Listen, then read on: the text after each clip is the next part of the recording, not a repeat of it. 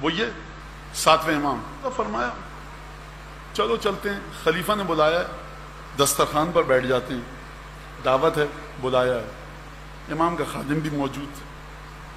میں انک انت العزیز الحکیم کی تفسیر پیش کر رہا ہوں اپنی بساط کے مطابق اور آپ کی ہمت اور حوصلے کے مطابق.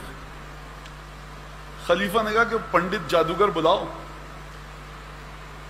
کسی طرح سے آج شرمندہ کریں موسیٰ کاظم کو یا امام علی رضا کو. روایت مختلف ہیں. کیا کرنے کا یہ کرنا کہ جب ہاتھ بڑھائے امام کا خادم روٹی کی طرف تو روٹی ہوا میں اڑ جائے، تضحیق ہوگی، توہین ہوگی. آپ بنتے ہیں امام دنیا اور آخرت کے، ہر شے پر آپ کا زور چلتا ہے، آپ کا خادم روٹی تو پکڑ نہیں پا رہا. مقصد خادم نہیں تھا امام کا، امامت پر حملہ کرنا مقصود تھا. لعاب دہن اگر چاند پہ پھونکو گے تمہارے منہ پر آئے گا، اولاد سیدہ کی طرف ٹیڑھی نگاہوں سے دیکھو گے تمہاری نسلیں برباد ہو جائیں گی. ابھی بنے ہو نا بنو عباس اور بنو امیہ، دیکھو تمہارا ذکر ختم ہو جائے گا. آ کر دیکھ لیجیے امام باڑاؤں میں سیدہ کی اولاد کا ماتم آج بھی ہے. فعمل ناموسا، اس نے کوئی منتر پڑھا، امام کے خادم نے ہاتھ بڑھایا، روٹی ہوا میں اڑ گئی. امام کے ساتھ اس نے یہ کام کیوں نہیں کیا؟ اس لیے نہیں کہ امام کا احترام کرتا تھا، کر نہیں سکتا تھا. امام کے سامنے کسی کے جادوگر کے جادو کا زور چل نہیں سکتا، ناممکن ہے، امام کے سامنے ہو ہی نہیں سکتا تھا. 3 دفعہ 4 دفعہ ہوا. اب ایک دفعہ امام کو جلال آیا، دیوار پر قالین ٹنگا تھا، آویزاں تھا. امام نے کہا یا اسد اللہ خود عدو اللہ، اللہ کے شیر اللہ کے دشمن کو دبوچ لے.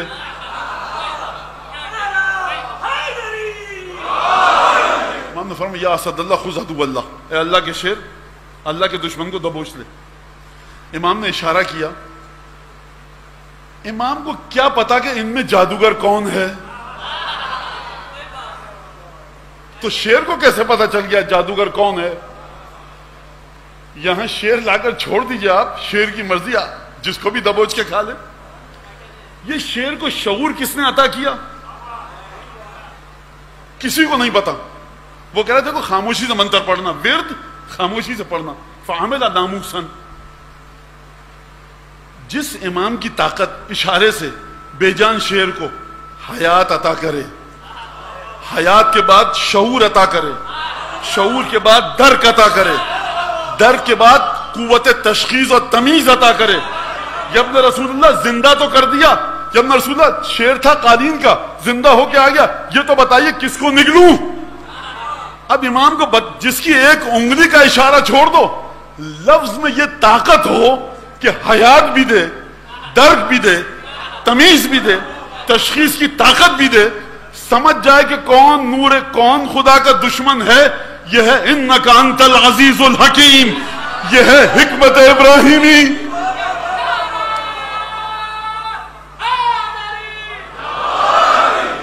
یہاں میں امام موسیٰ کاظم کی حکمت کی بات نہیں کر رہا، اس شیر کی حکمت کی بات کر رہا ہوں جس کو آپ کے امام نے اشارے سے زندہ کیا. میں نے دیکھیں جو بھی کہا باتیں بیوقوفی کی ہیں، یہ نادانی کی باتیں. بھائی نادانی کی باتیں تو ہم اپنا معجزہ کب بتا رہے ہیں؟ امام کا بتا رہے ہیں، امام کی امید پہ بتا رہے ہیں. جس نوجوان بچے کی سمجھ میں آ گیا، اپنے وجود میں جذب کرو اس تعلیم کو. اگر یہ چیزیں جذب ہوئیں تو 2050 کی عزاداری کی ضمانت ہے، 2060 کی عزاداری کی ضمانت ہے، آج سے 50 سال بعد کی عزاداری کی ضمانت ہے. امامت کو اسی طرح سے جذب کرو اپنے وجود میں. یہاں میری بیٹیاں بیٹھی ہیں، بہنیں بیٹھی ہیں، مائیں بیٹھی ہیں. یہ بیٹیاں میری وہ ہیں، یہ میری بچیاں وہ ہیں جو مستقبل میں ماں بنیں گی. اس مجلس میں جب آتی ہو، اپنی بچیوں سے کہہ رہا ہوں، تو اپنے وجود کو متوجہ رکھو جناب زینب کی طرف، سید الشہداء کی طرف. تمہارے وجود سے عزاداری کے وارث پیدا ہوں گے. یہ مرد کچھ نہیں کر سکتے اگر ماؤں کی دعا نہ ہو. امام صادق کا وعدہ.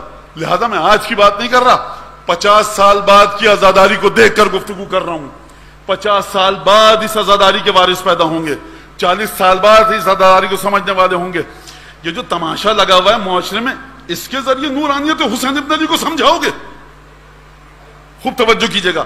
نورانیت حسین ابن علی داستان کچھ اور ہے. میں کھل کے بات کرنا نہیں چاہتا کیونکہ آپ کے ذہن ادھر ادھر جائیں گے اور خواہ بلا وجہ کسی مومن کی توہین ہو جائے, کسی نوحگان کی, کسی ذاکر کی, تو میں اس طرف نہیں جانا چاہتا.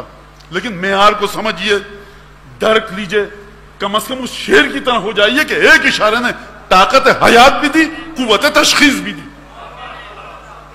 فرش اعظم پر جائیے قوت تشخیص کے ساتھ. لہذا یہ انک انت العزیز الحکیم. بادشاہ سلامت گر پڑے, تھر تھر کانپنے لگے. ابھی تو بڑا کر و فر تھا, اولاد سیدہ کی طاقت دیکھی نہیں تھی آپ نے. کہ ابن رسول اللہ باللہ علیکہ بحق علیکہ بحق جد المصطفیٰ. مختلف روایت میں خدا کی قسم آپ کو دے رہا ہوں, آپ کے نانا کا واسطہ دے رہا ہوں, دعا کیجئے کہ یہ شیر دوبارہ اگل دے اس جادوگر کو. امام نے, اب بادشاہ تھے تھوڑی دیر پہلے, اب اولاد سیدہ جلال میں آ چکی ہے, اب کچھ نہیں ہو سکتا. فرمایا لو کان عصا موسیٰ ردت مبتلعت من حبال القوم ویصیہم لترد هذا الاسد من هذا الرجل. اور یہ کہہ کر امام نے بغل میرے ابا جھاڑی اور چلے گئے. فرمایا کہ اگر موسیٰ کے عصا نے جب اژدہا بنا تھا, جادوگروں کی رسیوں کو جو نگلا تھا, اگر موسیٰ کا عصا اگل دیتا, یہ شیر بھی اگل دے گا.